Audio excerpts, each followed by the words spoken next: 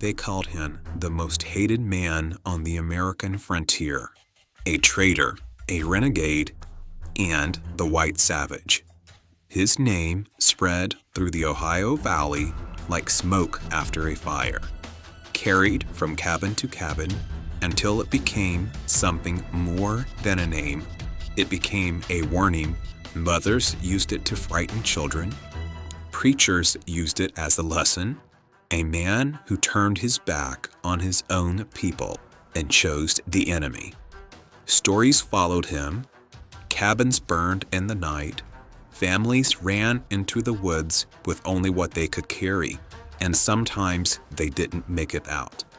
And in most stories, Simon Girty stood at the center of it, watching, leading, choosing the other side. But there's something those stories never explain. History didn't just remember Simon Girty, it turned him into a villain. So the rest of the story wouldn't have to be told. Because the frontier wasn't clean and it wasn't divided the way history likes to pretend. It was violent, uncertain, and full of people forced into choices that didn't come with a right answer. And Girty wasn't the exception. This is the story of what the frontier created and why history needed someone to blame. I'm Rowan, and this is OTRA Legends. Simon Girty was born in 1741 on the Pennsylvania frontier near present-day Harrisburg, not in a place shaped by law, but in a landscape where survival came first and everything else came later. Cabins stood alone, surrounded by dense forest, and even in quiet moments, there was an understanding that danger was never far away. His father, Simon Girty Sr., was a trader moving along that frontier, and like many who lived there, his life was unstable. After losing land and falling into debt, he turned to drinking, and sometime around 1750 or 1751, it caught up with him. Most accounts describe a drunken dispute that ended with a tomahawk blow to the head. Just like that, the family lost the one man holding it together, and whatever stability they had disappeared with him. With debts unpaid, creditors moved quickly, seizing what remained of the family's property, leaving Mary Girty and her children with very little. She remarried soon after to a man named John Turner, their former farmhand. He stepped in to rebuild what had been lost, but life on the frontier didn't offer second chances easily. By most accounts, it was a hard life for everyone under that roof, and whatever that home was meant to become, it didn't last long. In 1755, as the French and Indian War intensified, the family moved to the Girty farm near Sherman's Creek, placing themselves directly in the path of a growing conflict. After General Braddock's defeat, the region was left exposed, and by the summer of 1756, settlers were under near constant threat. The Girty home was burned, along with the surrounding homesteads. Families fled toward Fort Granville, hoping its walls would hold. They didn't. In July of 1756, the fort was attacked, set ablaze, and overwhelmed. Those inside were forced to surrender and taken captive. The Girty family was marched west toward the native settlement at Kittanning, and somewhere along that march, everything changed. John Turner was separated from the rest of the family and sentenced to death.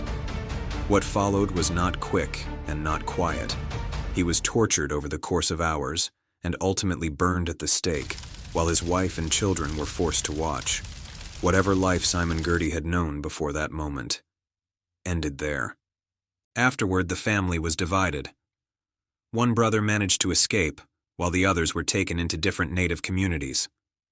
Simon Girty was given to the Seneca. For most settlers, that would have been the end of the story. But for Girty, it became something else. Because the story most people tell about Girty begins after this. After everything that made him who he was has already been left out. Among the Seneca, Girty was not killed. He was adopted. And over time, that difference mattered. He learned their language, their customs, their way of life. He hunted with them, moved through the land the way they did, listened, watched, adapted.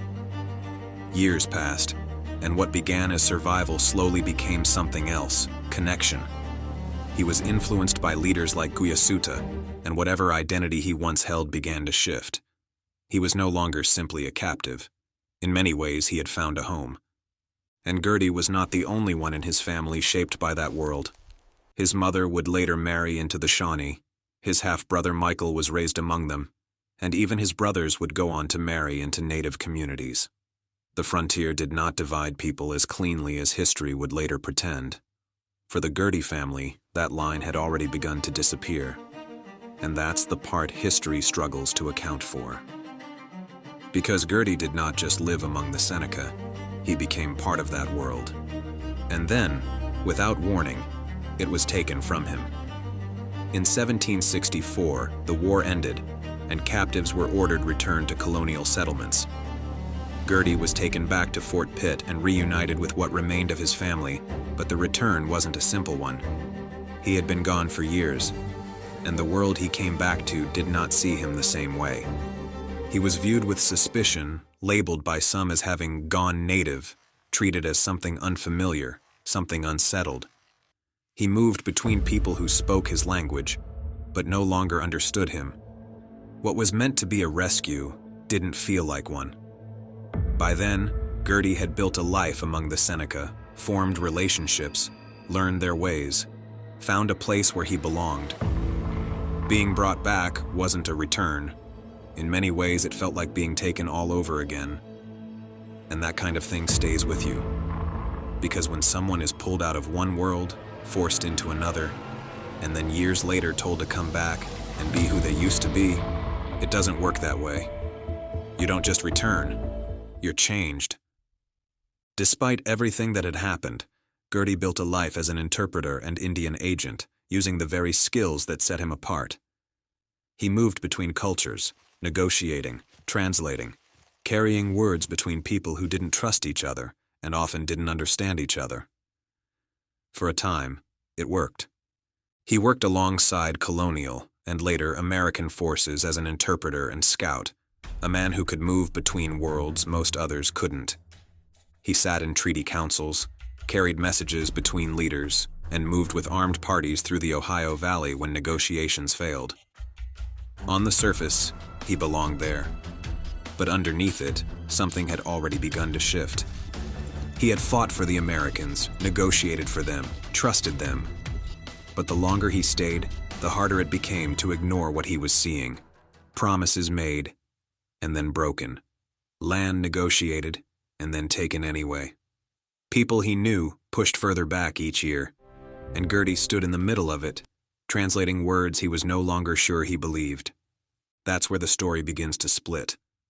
On one side, men like Kenton saw the frontier as something to defend, a place where families carved out a life and fought to hold on to it.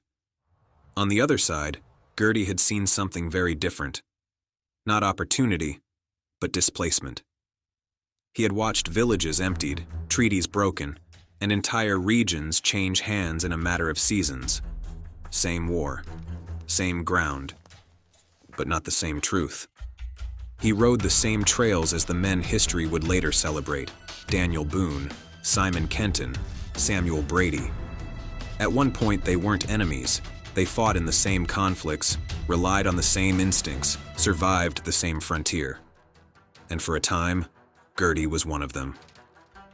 When the American Revolution began, Girty continued in that role, moving between forts and tribes, carrying messages and negotiating terms. But something had changed. He was passed over for advancement, questioned by those around him, treated as useful, but never fully trusted. And at the same time, he was watching something else unfold. Promises made to native tribes that didn't hold. Agreements negotiated that didn't last. By many accounts, Girty believed he was speaking honestly for the Americans, only to realize later that he had been used to deliver assurances that were never meant to be kept. And once you see that clearly, you don't unsee it. The breaking point didn't come all at once. It came in pieces. Violence carried out against native groups who weren't even part of the fight. Land taken, even after terms had been agreed to. decisions made far from the frontier, ignoring everything happening on it.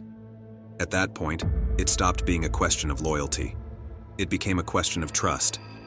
And for Girty, that trust was gone. In March of 1778, he made his decision. He left Fort Pitt and rode north to Detroit. Not as a man switching sides in the middle of a war, but as someone walking away from one that no longer made sense. From that point on, everything changed.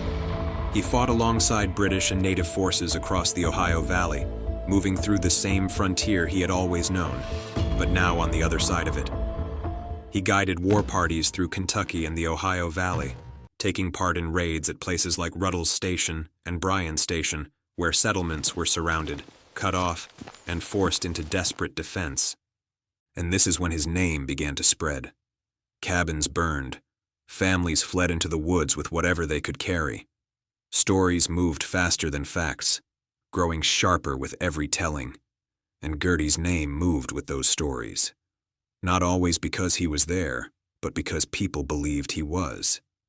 A man who knew their land, their defenses, their habits, and could use all of it against them. And before long, Simon Girty wasn't just a man anymore. He was the one people blamed when things went wrong. Not because he was everywhere, but because it felt like he could be.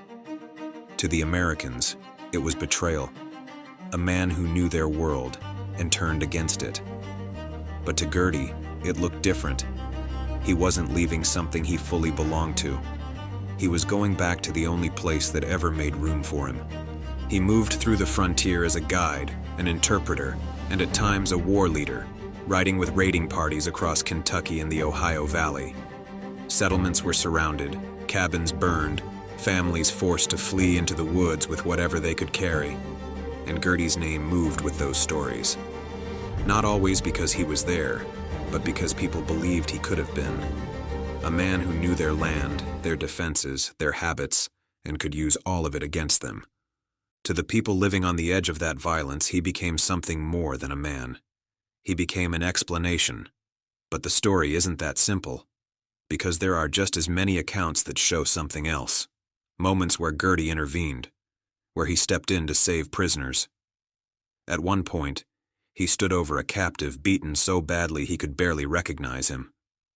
He realized it was Simon Kenton, a man he had once fought beside. And instead of turning away, Girty argued for his life, delayed his execution, and bought him time to survive. And Kenton wasn't the only one. There are multiple accounts of Girty doing the same for others.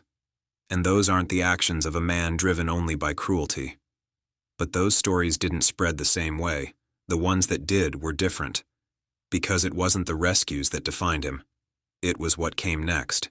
The execution of Colonel William Crawford, one of the most widely repeated stories on the frontier, and the moment that would cement Girty's reputation for generations.